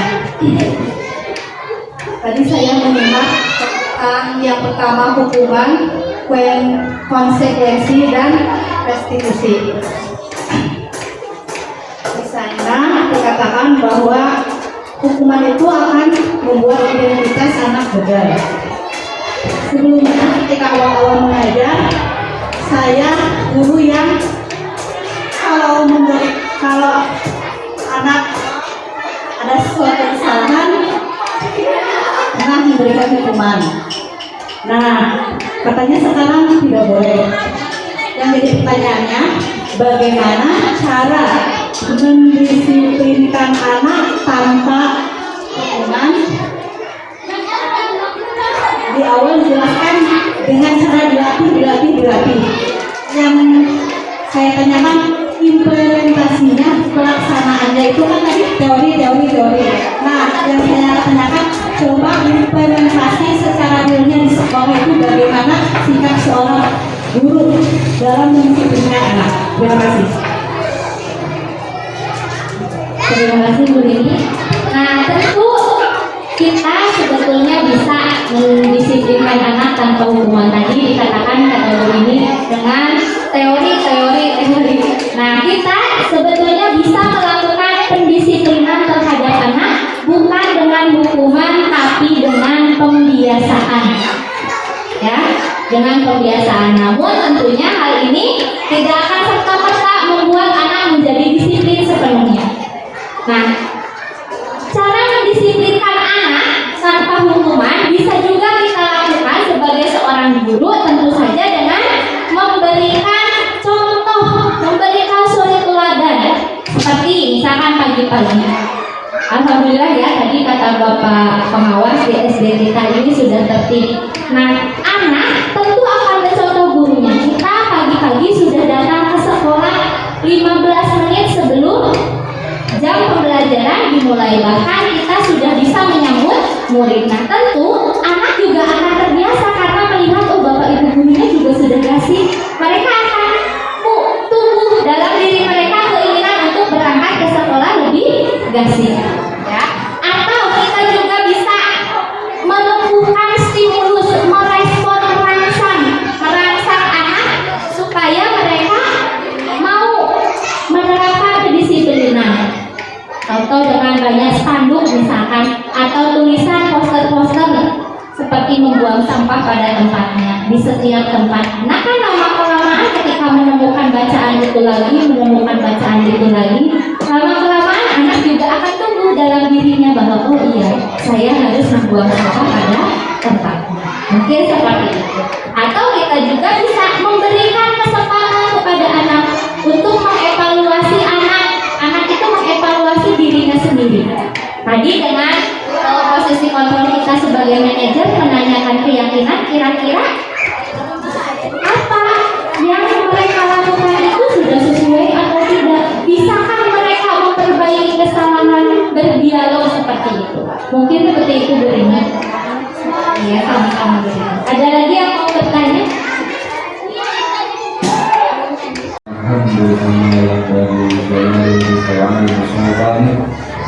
اللهم صل على سيدنا محمد وعلى آل سيدنا محمد. اللهم إنا نسألك خير ما بالدين وخير الرحمة. بسم الله ولدنا وبسم الله خرجنا وعلى ربنا خلقنا.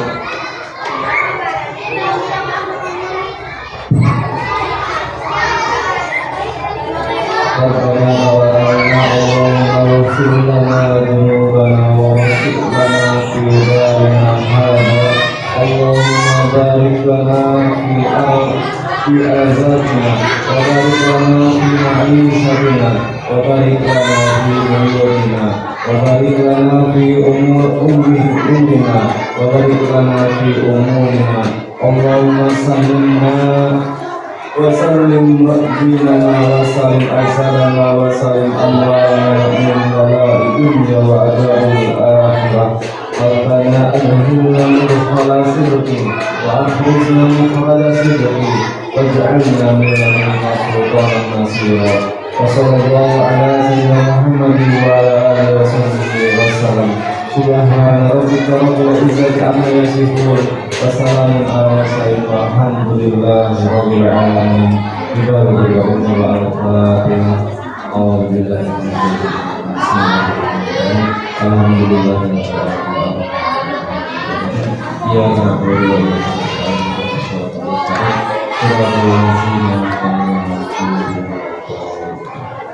Assalamualaikum warahmatullahi wabarakatuh.